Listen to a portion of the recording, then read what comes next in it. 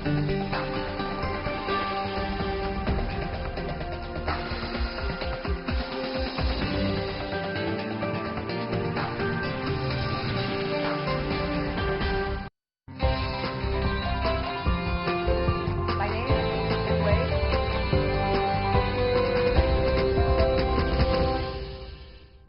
guests, ladies and gentlemen, what a pleasure to see you at the Ambassadors Roundtable.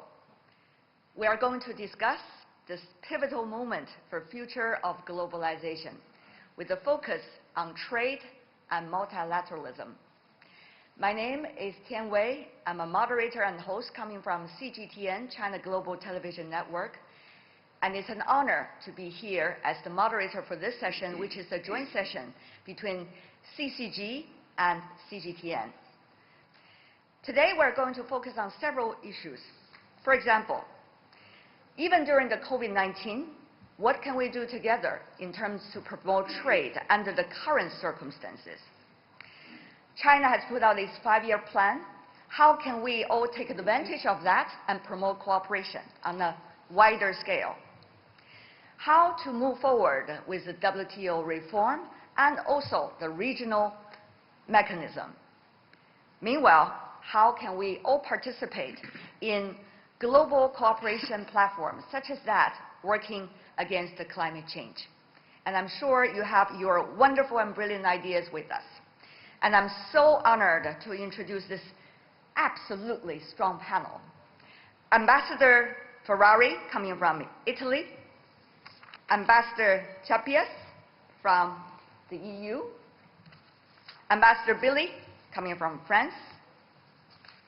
Ambassador Sugo from China. Ambassador Barton from Canada. Ambassador Siri Jala from Finland. Ambassador Osman from African Union. Ambassador Boukelfa coming from Algeria. Ambassador Fletcher from Australia. Ambassador Geertz from the Netherlands. And also we have Ambassador Zajakowski from Poland. Ambassador Monsalvi from Colombia. We also have Ambassador Descala from Spain. Thank you, Mr. Ambassador. So, let's go with the regional. Ambassador of African Union first. No doubt that trade openness has lifted hundreds of millions of people out of extreme poverty, and still a greater number await to be alleviated. The tension we are now seeing in the international trading system have been building over decades. The agreed multilateral rules were not well respected. That high levels of state support and protection remain in key sectors. Support to agriculture producers remains high, with over 2/3 provided via measures that distort production of trade strongly. So reform is needed.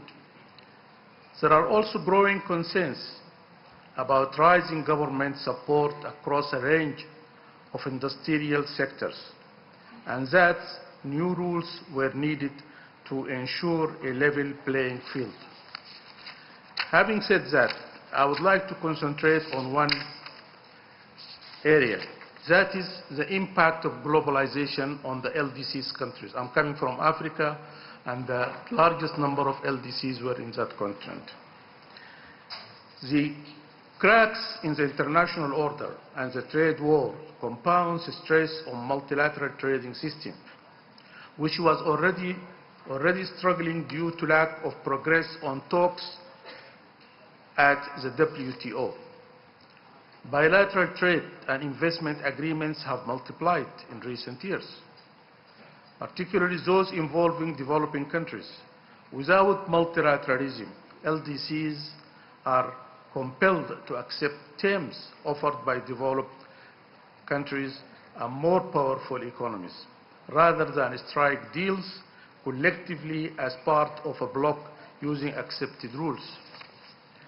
Rich countries are negotiating mega regional trade and investment partnership, and this will lead to the erosion of the value of existing schemes for least developed countries and forcing on agenda WTO plus issues, which is contrary to the interest of the LDCs.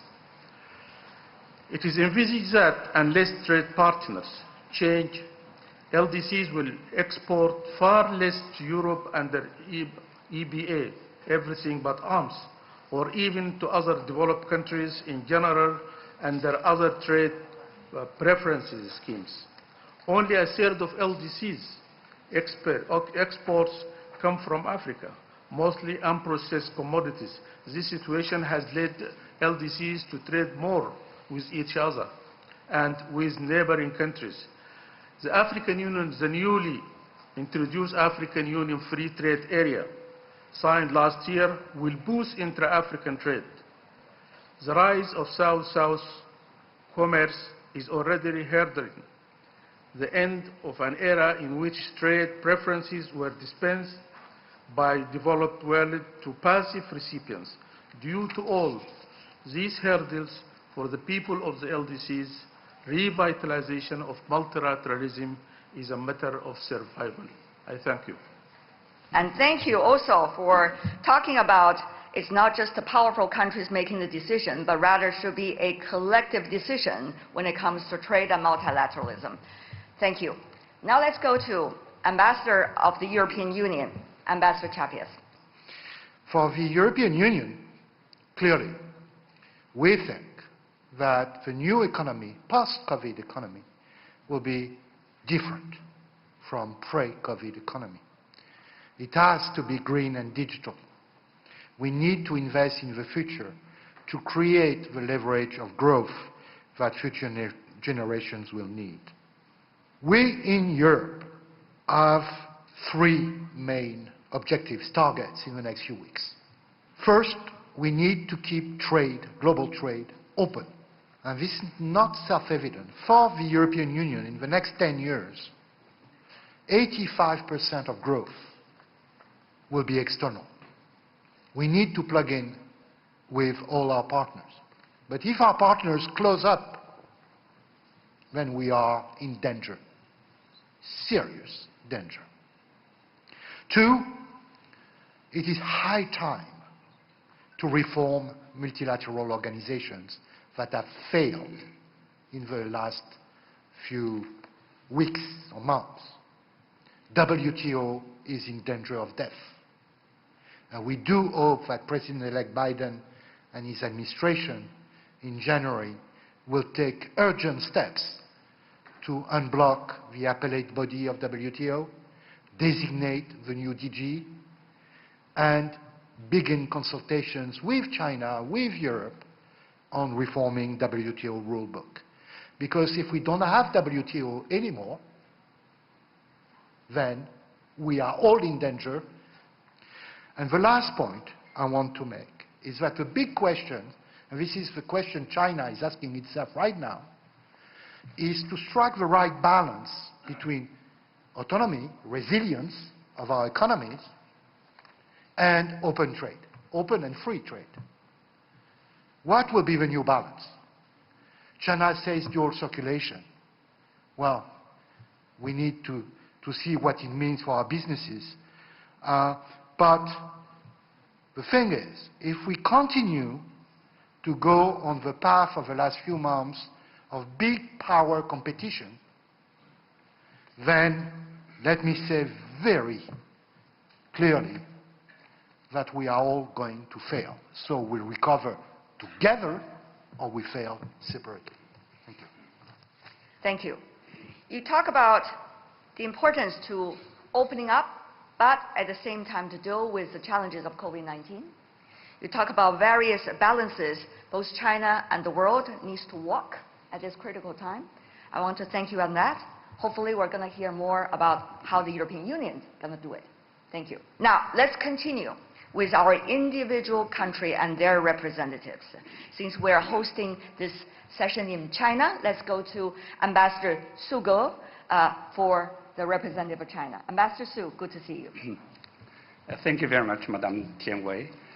Well, with regards to the future, it seems to me that there is no reason for euphoria. However, but one can predict with good common sense and reason that there could be a window of opportunity for Sino-US relations to return to normal, or at least to come to a halt to the downward spiral or escalation of tension. There could be an opportunity for dialogue and consultation, since we all know that the future president is unlikely to use tweets in his running of daily domestic or international affairs.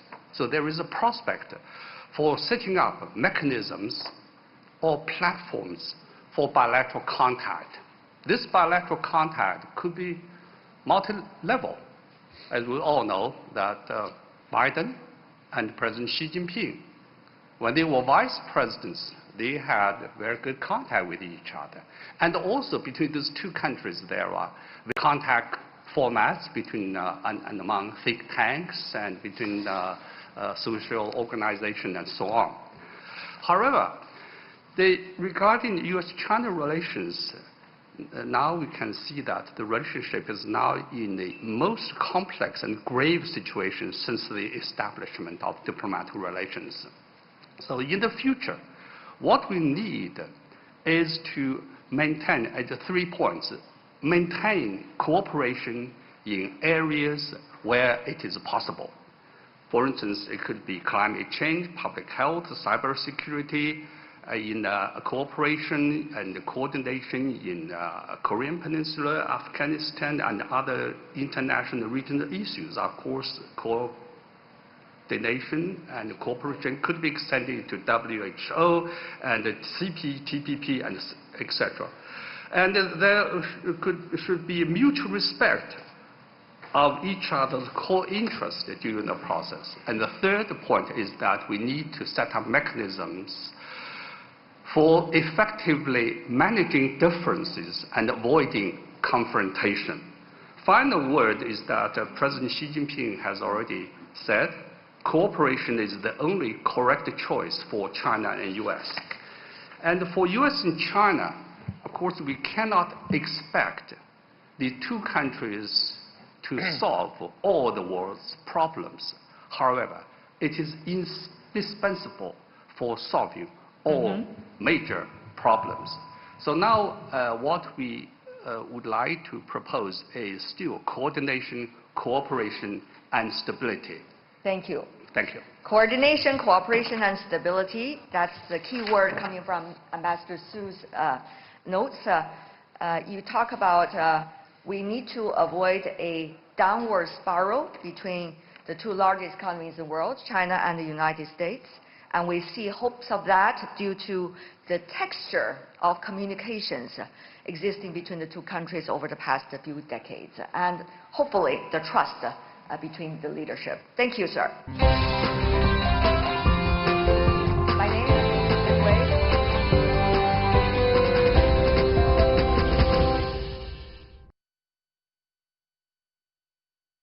Let me go to Ambassador of Italy, Ambassador Ferrari, please. Thank you, Tian Wei, and thank you very much to the Center for China and Globalization for inviting me. I think that around the table, we can agree that COVID-19, the pandemic, was the second black swan in our century against globalization. I think that post-COVID economic recovery will only be possible if we kickstart globalization.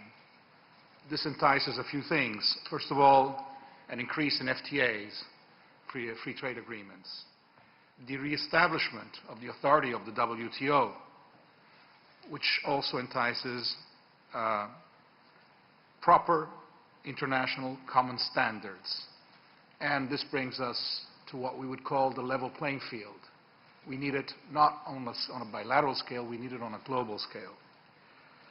And we also have to take in that China will represent in the next decade more than 1/3 of world growth. It makes this continent, this country, an indispensable actor of the post-COVID recovery. A lot of talk has been going around about if this is going to be the American century, the Chinese century. I don't think it's either of those right now. But what certainly seems to be looming ahead is that the pandemic is swiftly moving us towards a Pacific century, a century in which the equilibrium will move from what I would have called what was in the brief century, the transatlantic or the Atlantic century, will move us into a Pacific century. And I think we have to take that into consideration in all our efforts of post-COVID recovery. Thank you very much. Thank you very much, Mr. Ambassador, for your concise and precise notes. You talk about the world is not going to be bipolar, as some suspect it would be, but rather it's going to be what you consider as a Pacific century. And also you talk about the important role of China and how others could work with China in that regard. I want to thank you for that. And of course, you talk about the free trade agreement, which are very important and focal point of our conversation. Let's move on now to the Ambassador of France, Ambassador Billy, please. Well, good morning, everybody. This pandemic has already shown the negative impact of the erosion of multilateralism and of the rise of big power tensions on our collective ability to deal with these challenges. We have never been so interdependent and yet, as Ambassador Chapuis just said, so confronted to the risk of fragmentation. As the President of the French Republic, Mr. Macron, put it in during the UN General Assembly in September, there must be a new order which comes out of this crisis, and Europe should assume its responsibility in it. I think what can we do together? We can't separate global economy and other issue, and I will just mention 4 challenges. The first one is access to vaccination as a public good. We really have to participate, means financing multilateral efforts to make sure that all countries, including LDC, can access to vaccination in the faster and smoother way. Second challenge is debt alleviation, and maintaining flow of financing toward LDCs, especially in Africa, is key for global recovery. Third one is what Nicolas called about the post-COVID economy. And of course, you won't be surprised that as France, we are fully in line. We think of a green economy, a greener economy, a digital economy. And we have to put all our action, and especially the recovery plan, greener. Fourth one is WTO reform, modernization. As Luca just said, we need a real playing field. We need to tackle the main challenges. We need WTO, which is functioning, to avoid new crises in the future. I will be short, since I've been very talkative yesterday. Thanks. Thank you, Mr. Ambassador. Very important points. You reaffirmed your colleagues' words and also put in new ideas, vaccination and the flow of financing, international treaties, and also platforms such as on climate change issue, meanwhile WTO reform. Obviously, there are quite a number of global issues that we could work together that would create wonderful opportunities bilaterally and multilaterally. Thank you. Now let's move on to Ambassador of Canada. Ambassador Barton, please. Thank you very much. And again, it's an honor to be here. I have 3 points I would just like to make. The first, just from a Canadian point of view, we are a small trading nation. We rely on the international trading system, the multilateral order, and we have to fight very hard for that system to work, or we won't be around. So it is existential to us to have a well-functioning, rules-based multilateral order. The second point I'd make is, as others have mentioned, the globalization is clearly changing. And I think as we look to the multilateral order, we have to recognize some of those changes. I just want to identify a number of them. If you look at the weight of the world on a purchasing power parity point of view, in 2019 we had the crossover. So you had Asia ex-Japan representing 36.3% of the global GDP, and North America, Europe, and Japan representing 36.7%. That was the crossover point. In 2025, Asia ex-Japan will be 40.5%, and North America, Europe, Japan 33.7%. So it has shifted this way. And for a country like Canada that is trading 75% with the United States, we got to get moving and be able to participate in that. There are other elements, obviously, of globalization that will change. It is likely to be less than we've seen it on our traditional measures. Peak globalization in terms of goods and services was in 2008. It's dropped. But we're seeing rapid growth on the data side of trade. It is growing at 3-digit rates, even now with all the talk about the decoupling. We also have technology, which has shifted the opportunity for small, medium-sized businesses in countries all over the world to participate more directly in large markets, and we're seeing that particularly with China, given the development of e-commerce. For example, in Canada, we're now able to get many more of our SMEs connected to consumers, and they never were able to travel in the first place, let alone with COVID. So that represents an opportunity. We're going to see more resilience in supply chains. There's no doubt they're not going to be as thin and lean as they were before. Just urge us all to remember, reshoring equals subsidization. Globalization is going to be different. We need to ensure then that we have our multilateral organizations, particularly the WTO, ready to be able to deal with the new challenges. We've got to get the WTO to be working its existential for us. But I also think we have to assure that every country that is doing it operates on a level playing field and walks the talk. Thank you, Mr. Ambassador from Canada. Thank you for not only pointing out the significance of multilateral platforms and order and also the reform of WTO, but also acknowledging some good news out of the unpredictable future about the changing of where the economies are really flourishing, the locations, and the new trends of technology, and certainly the resilience we have observed since the very beginning of the COVID-19 around the world. Thank you. Now let's move on to Ambassador of Finland, Ambassador Suriyala, please. Thank you, Madam. Ladies and gentlemen. So it seems that President-elect Biden will enter the White House with considerable goodwill from the international community, and the expectations are high. The tone from the new administration in waiting has already changed from the incumbents to one with allies to solve common problems. Expectations are especially high when it comes, for example, to climate issues. But issues like WTO, which has been mentioned here, will be highly on the agenda. And optimistic commentators have already started looking forward to a new WTO Director General and resolution to of the appellate body impasse. But that relief should not blind us to the formidable challenges ahead.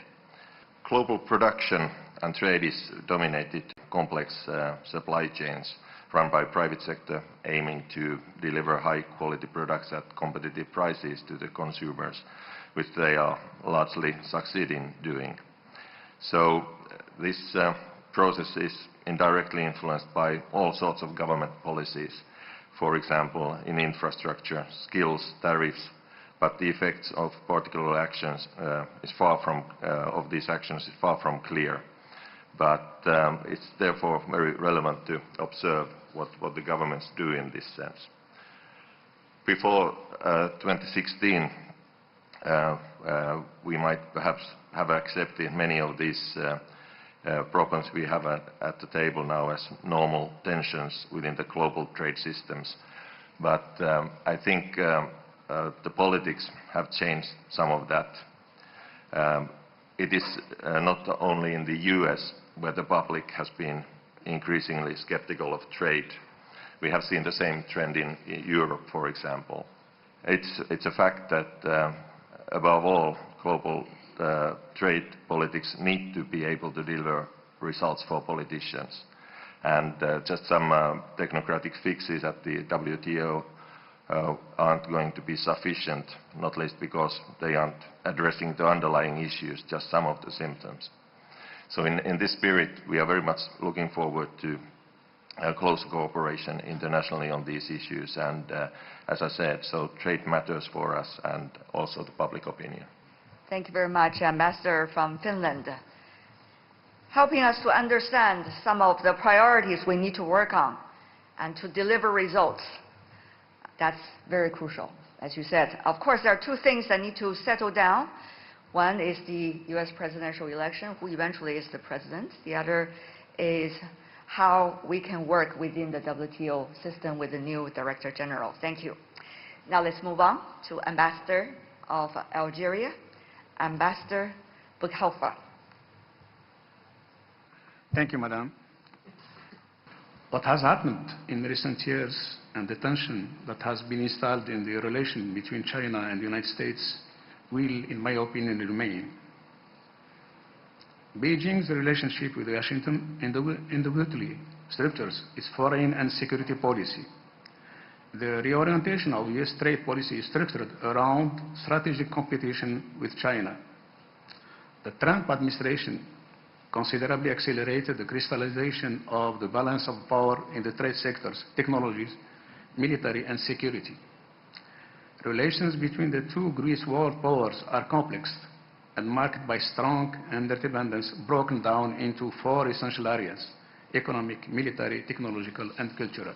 Since the United States considers that the era of competition between the great powers has returned and that China is a strategic competitor, while China sets long-term targets to reach a world leader position in several areas and sees that two countries' tensions have a structural origin, many observers point out an increasing risk fall in the toxicity trap. A wide range of establishment figures in Washington have come to believe that the real threat to the United States is not China's growing military and economic might, but Beijing's challenge to the American model of political development and economic. I do not believe on a real confrontation between China and the US. The two countries' decision-making is very complex and involves many institutions and wise leaders that will manage and crucial bilateral issues in a manner to avoid war. Furthermore, I agree with several analysts asserting that there is no winner on the trade war between the two largest world economies. At the end, consumers, industries, and business in general will pay the hard cost. The main recent insights of COVID-19 pandemic remind everyone that the best ways the world have to address the challenges it is facing under the pandemic and to overcome the severe economic crisis ahead related to sharing experience and adopting coordinated action among the following: strengthening of international cooperation, emphasizes multilateralism and coordinated response, concentrate the efforts on reducing development gap between countries, protect our planet and preserve these resources in order to ensure the sustainability of economy well-being, especially for future generations. Thank you. Thank you, Mr. Ambassador. I love the African proverbs. They always speak truth. And so are proverbs coming from various cultures. Great wisdom throughout history, I guess, we need to learn. And you suggest, and strongly suggest, that it shouldn't be geopolitics that's going to run in the world, but rather commercial and other kinds of interactions and cooperation that should be the key. You also sound the alarm of some politicians trying to demonizing others while at the same time to legitimate one's own cause. That's not certainly the way to go. Certainly, you call on all of us to look at the bright side. The choices of consumers, the international cooperation we need to demonstrate through COVID-19 after learning the lesson. Thank you so much, Mr. Ambassador.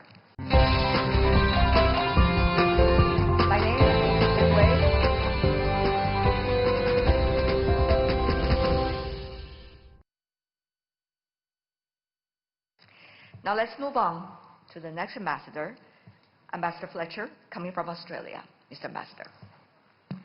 Thank you, Tian Wei. Ambassador Su mentioned that there is no reason for euphoria now that the US election is over, but perhaps there is cause for some relief. The Australian Prime Minister has congratulated Mr. Biden on his election victory last week. We look forward to maintaining our close partnership going forward with the United States during the next administration. Australia places top priority on open trade and investment for growth and prosperity, and we're committed to a stable and open global trading system. This system, underpinned by the WTO, has a crucial role in helping recovery from the economic shock of COVID-19, particularly by maintaining open markets and keeping trade flowing. It is likewise important that countries live up to their WTO obligations and play by international trade rules. When trade is treated as a political tool, we all suffer. We hope for positive US engagement in the WTO as we work towards outcomes at next year's 12th Ministerial Conference, as we finalise the appointment of the next WTO Director General, as we seek reforms to improve the functioning of the WTO, and as we look to find a way forward to ensure a properly functioning appellate. Australia itself has pursued a number of trade agreements, especially in our region, including the China-Australia Free Trade Agreement, RCEP, and of course TPP. These agreements are complementary and mutually reinforcing, and Australia would welcome the opportunity to extend the benefits of such agreements in our region. Thank you, Mr. Ambassador Fletcher, coming from Australia. You talk about not to mix trade with politics. You also talk about the importance of regional and international trade platforms. Let's move on to the Ambassador of the Netherlands, Ambassador Geerts, please. Thank you, Wei. China's integration into the global economy is one of the great economic success stories of the last decades. And international trade and a trajectory towards economic openness have benefited both China and the world. We want to work together with China to deepen our economic cooperation in order to deal with the great challenges of our time: food security, healthcare, a circular economy, and the energy transition we need in order to fight climate change. Our current rules-based system is under pressure relating to both enforceability and the fact that the current set of rules do not create equitable outcomes. It's more important than ever that the big trading blocs in the world assume their responsibility to ensure that the system functions properly. The Netherlands remains firmly committed to a rules-based multilateral trading system where conflicts can be solved in a fair and transparent manner within the framework of the WTO. Several colleagues have mentioned the necessity and the urgency to start with WTO reform, and we fully agree with that. In order to sustain the positive impact of trade and investment, we must ensure reciprocity, create a level playing field, and safeguard national security where necessary. We are willing to engage constructively with China to ensure that countries and trading blocs benefit in equal measure from international trade. This also requires compromises from China and genuine implementation of reforms, as others have referred to, walking the talk. In that respect, we welcome the progress that has been made between the EU and China in the negotiations on a comprehensive agreement on investment, but we're not there yet. The agreement should offer investors more predictability and ensure benefits for the European and Chinese economies in equal measure. We seek comprehensive, ambitious, and reciprocal results on issues such as market access, level playing field, and sustainability. The road to recovery from the current COVID pandemic is challenging, or will be challenging. And in view of those challenges, reciprocal and equitable trade relations are key to global economic recovery. Thank you.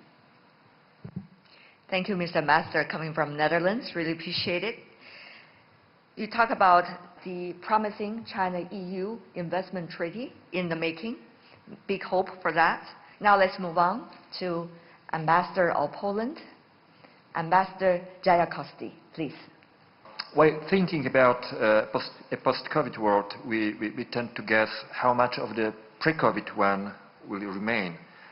But unfortunately, with COVID, things will be different, and there is no doubt that the international economic cooperation will be affected by changes in many ways. One of them will be the relocation of some industries back to developed countries.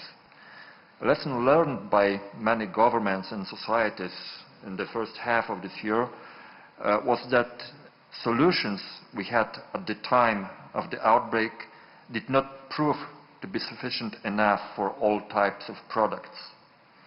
I wouldn't like to go into details. Let me point out one thing only. The prospect of relocation of the production of some goods is sometimes seen as a step against globalization. I think that such an approach is totally wrong. First of all, because it's not about globalization as such, but about better and more efficient protection of local populations. Second, investors from all over the world can take part in this process. Thank you, Ambassador coming from Poland, Jajakowski. Thank you, sir. You once again talk about the rule-based international trade system and how important it is to get it working. Thank you.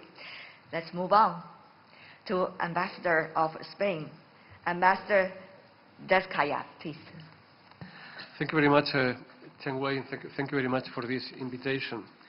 Globalization has had many positive effects, but it has been particularly good for China. When China joined the World Trade Organization in 2001, it represented 5% of the world's GDP. Today, it represents 16%. At the same time, globalization has had not so good consequences for other countries in terms of offshoring of companies, unemployment, and social problems.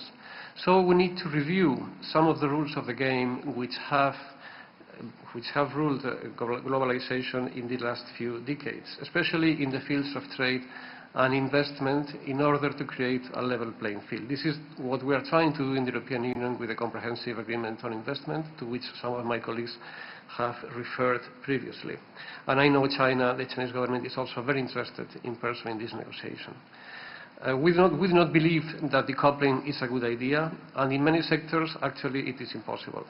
Better regulation of areas where we have detected problems is a much better solution than decoupling.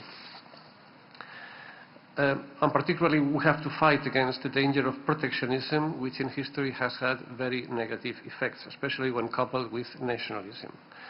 Crises, as has been said, create new opportunities, and now we have the opportunity to, after the COVID-19, to try to establish a better pattern of growth, a growth based on green economy, digital transformation, strengthening of health systems, social issues, and which has to be inclusive. And we have to remember that the pandemic has had very negative economic consequences in the developing world.